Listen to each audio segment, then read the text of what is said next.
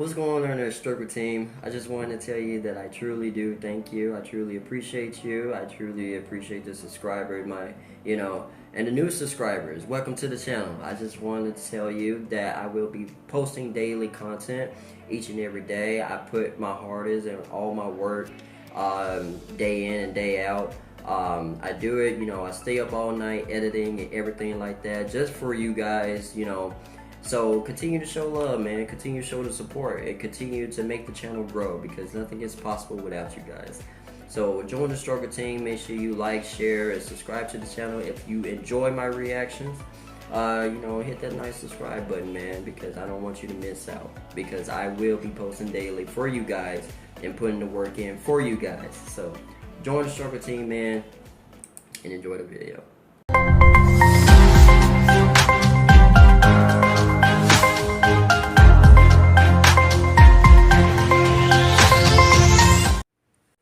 What is happening, Struggle Team? How y'all doing tonight? I hope you guys had a fabulous night. Cause I sure did. Even though it was busy. It was really busy today for me. It was really busy for me yesterday too. So, yeah. But we are back with one for the night. Tonight, this will be Mr.NightMare. And today, or I should say tonight, we are going to be watching 4 terrifying, true night drive horror stories. Yes, sir! We're going to be watching this, so we're going to go ahead and dive in because this one is a long one. Make sure you already know what to do. Make sure you like, share, subscribe to the channel. That way you won't miss anything that I post daily. Let's get into it! You already know I gotta make sure it's up, y'all.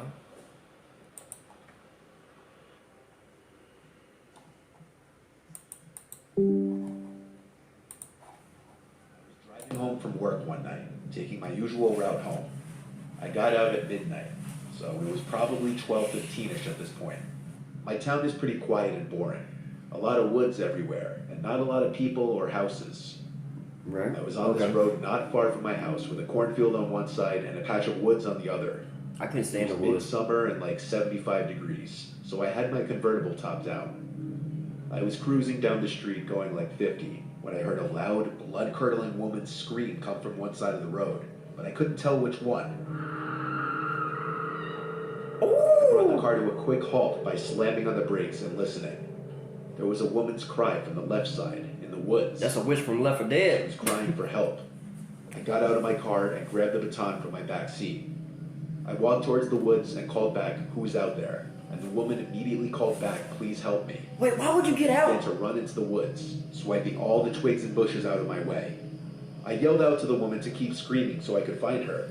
She'd every 10 seconds or so scream help, and I'd approach in that direction, running, screaming back. But pretty soon, I started to realize no matter how far into the woods I went, the woman's yells didn't seem to get any closer or louder. Why would you get out? If anything, You they were investigating always the same motherfucker? distance, even though I was booking it straight in the direction of the screams. I screamed out, "Tell me where you are." No, About go 5 back. seconds later, the woman once again screamed out, "Help." I stopped in my tracks now. I didn't like this. I already know started what to feel kind like he I was is. walking into some kind of trap. I turned around and started running back in the direction I came. I ran and ran until I could see the flashing headlights of my car on the side of the road beyond the trees. The whole way back, I still heard the woman's screams, but they were still the same distance no matter how much closer to my car I got. Just go. As if she were following me back. Was I being stalked? I got in my car and just drove out of there. Yes. Completely freaked out. You shouldn't have got I out. called 911 to report it to the authorities in case they'd want to investigate it. I wasn't sticking around there though. I was tired. After telling a few friends and family about the strange encounter, I was ready to move on with my life. But a week later, I saw something on the news that made me sick to my stomach. The dead body of a 30-something-year-old woman was found in the woods by a man hiking with his dog. Oddly, there were no signs of foul play. The location that the body was reported to have been found was the same general area where I heard the screams. While that patch of woods is very big, I can't help but feel that would be a huge coincidence. Imagine, bruh. Imagine. Damn. I was driving RIP from to her, Brooklyn though, to man. Vermont to my friend John's cabin to have a weekend of snowboarding. I had 2 cars at the time of this story, a 2013 BMW 3 Series and a 2006 Ford F-150, which I was driving on this particular night. I had my snowboarding gear in the bed of the truck. I was about 45 minutes from my buddy's cabin at this point. It was late, like 10 p.m. It was pitch black on these roads, and it was snowing. There were like no other cars on the road up there besides me at that hour. I had just gotten my truck back from the mechanic a few weeks ago.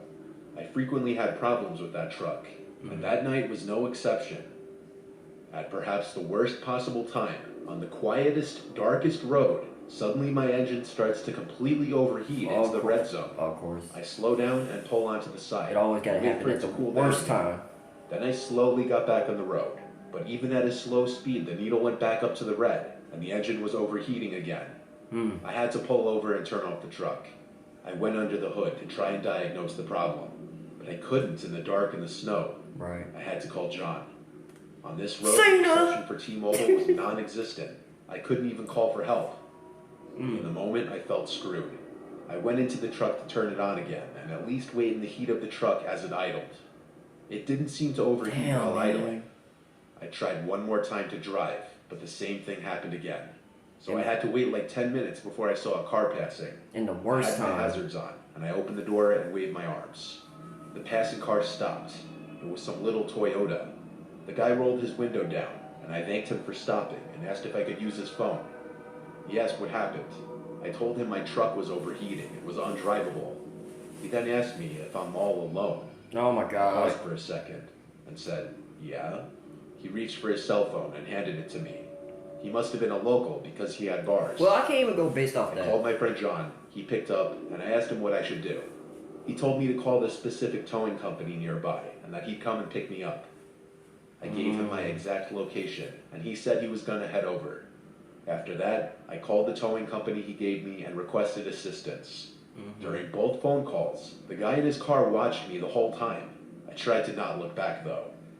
After my You can't phone help that calls, shit, though. I handed the man back his phone and thanked him. He said, "You're welcome," and without saying anything else, he rolled up his window and drove down the snowy road into the darkness ahead. Oh yeah, he I plotting. watched He's as playing. his taillights disappeared completely. He's plotting right now, descending bro. below the top of the hilly road above. I was once again alone. I got back into my idling truck to be in the warmth. I flicked the headlights off for a second just to get an idea of how dark it was out. And when I say I couldn't see an inch outside the windows, I'm not exaggerating. It was pure blackness. I sat in the truck waiting and waiting. I couldn't even do anything. This ain't gonna I needed go an good. internet connection. I resorted to playing games on my phone for 20 minutes until there was a bang at my passenger side window. It's I him. jumped out of my skin as I looked to the window.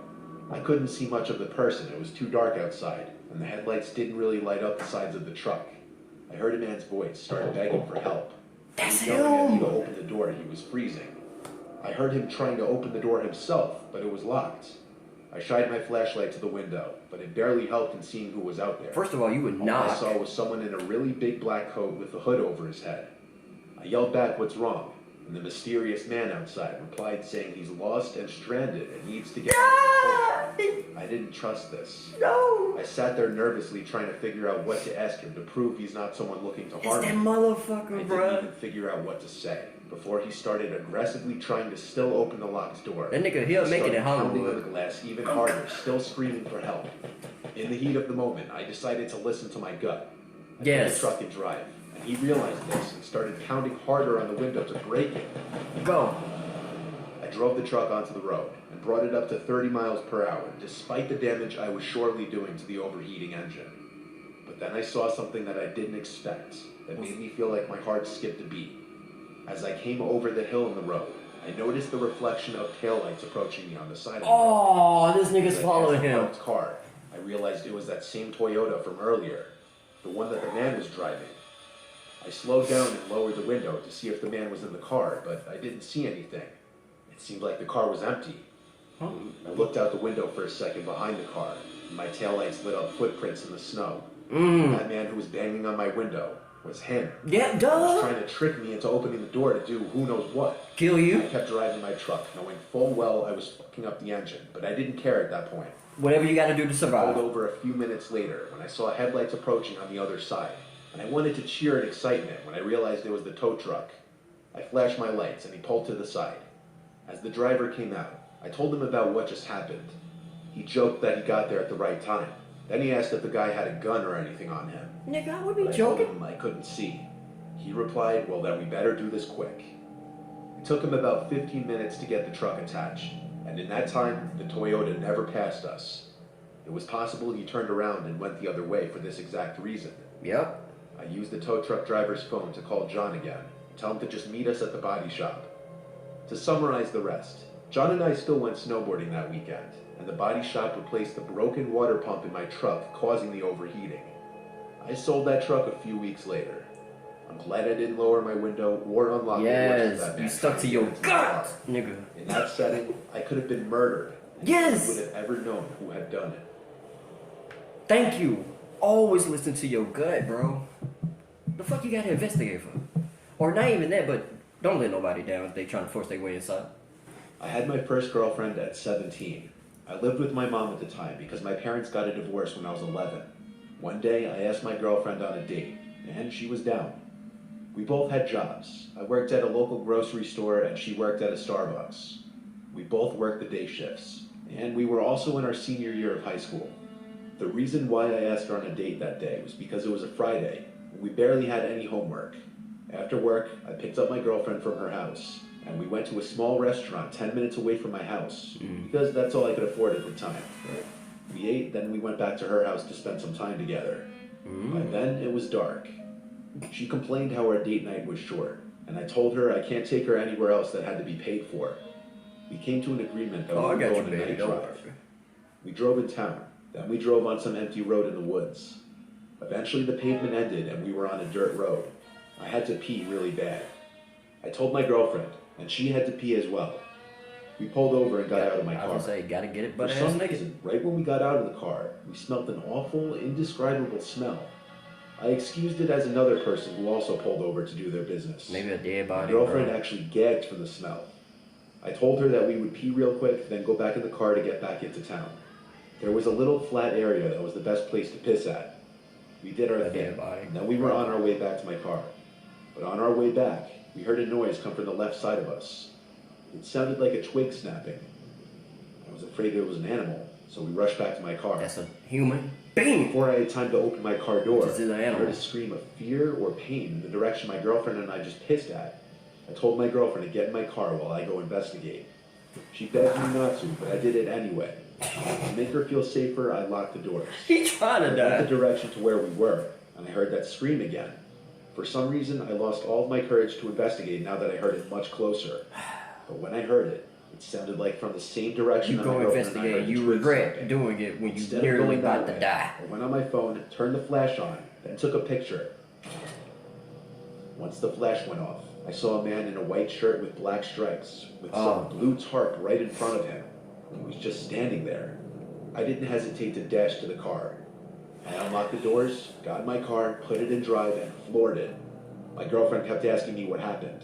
She saw I was scared. I told her I would explain later. Yeah, you shit his We pants. got back at the shadier side of town, then drove back to my girlfriend's house. We entered the house and went into her room. That's when I told her I saw the man with the blue tarp in front of him, just standing there. Oh, that's I showed an her actual the picture? and she was just as creeped out as I was. Damn, that is She creepy, let me bro. spend the night because we were creeped out, and it was a Friday, and we also had no work or school the next day. If that's an That was by actual far picture, the bro. scariest moment of my life. We aren't in a relationship anymore. I'm 23, and she's 22, but we remain as best friends.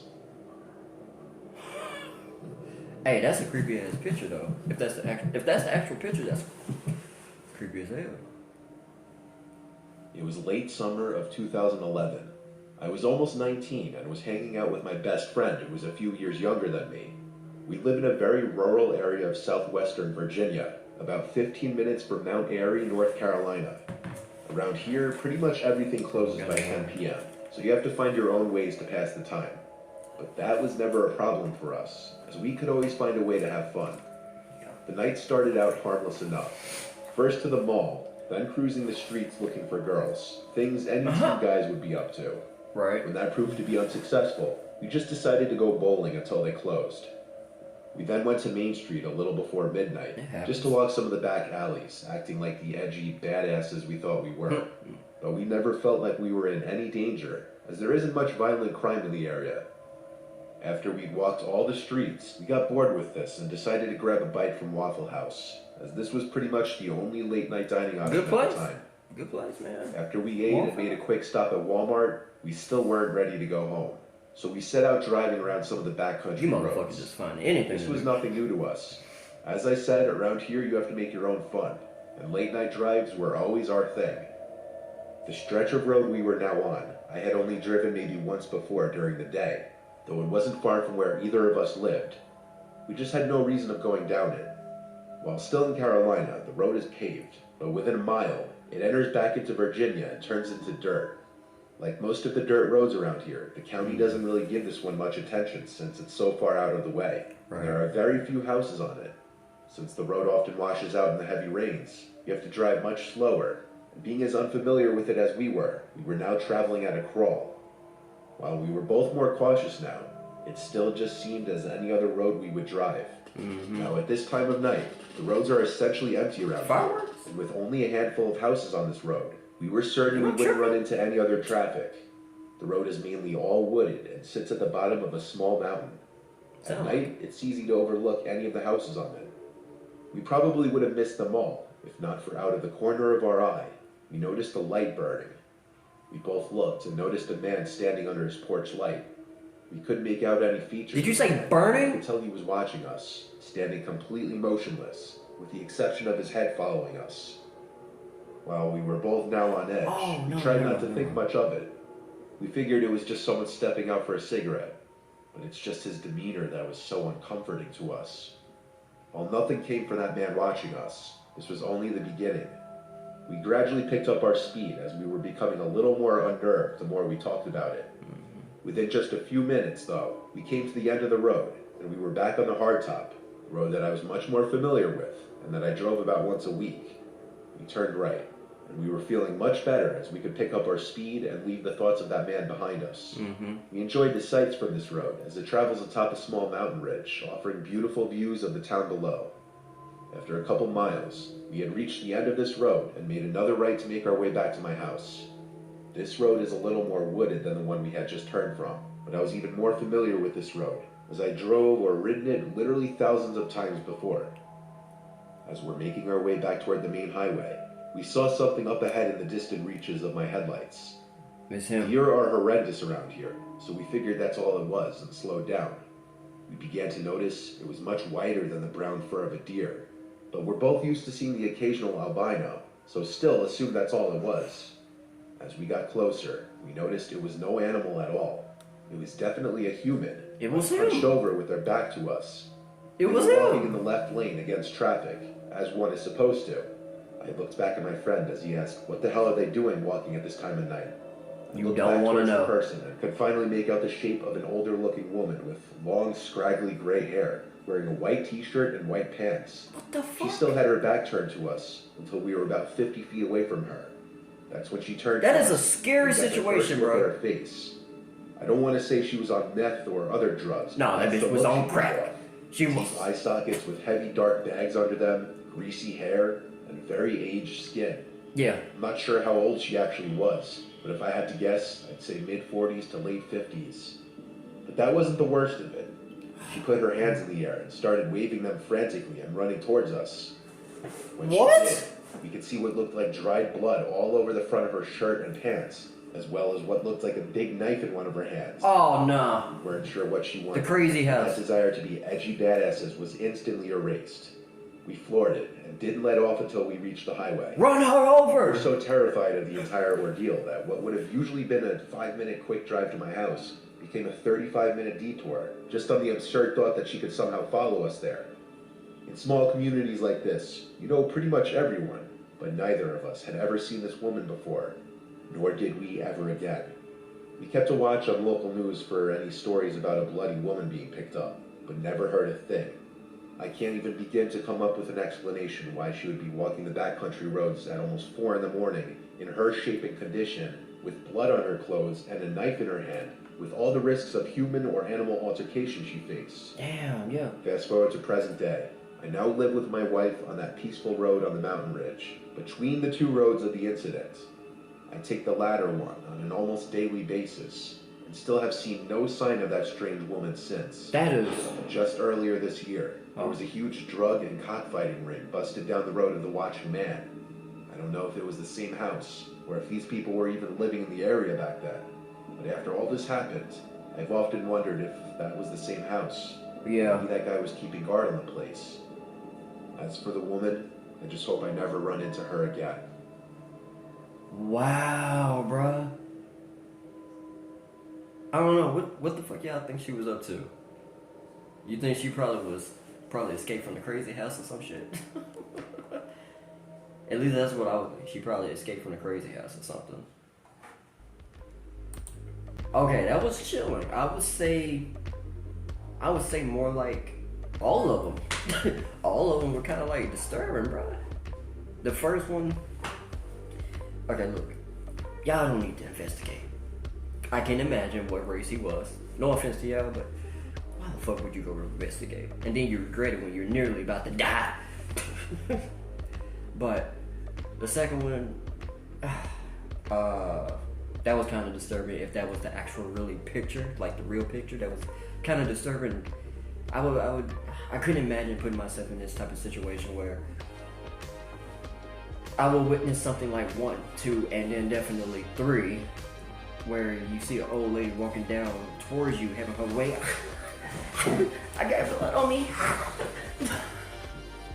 Is she running with you with dry blood on her with a knife in her hand, cuz?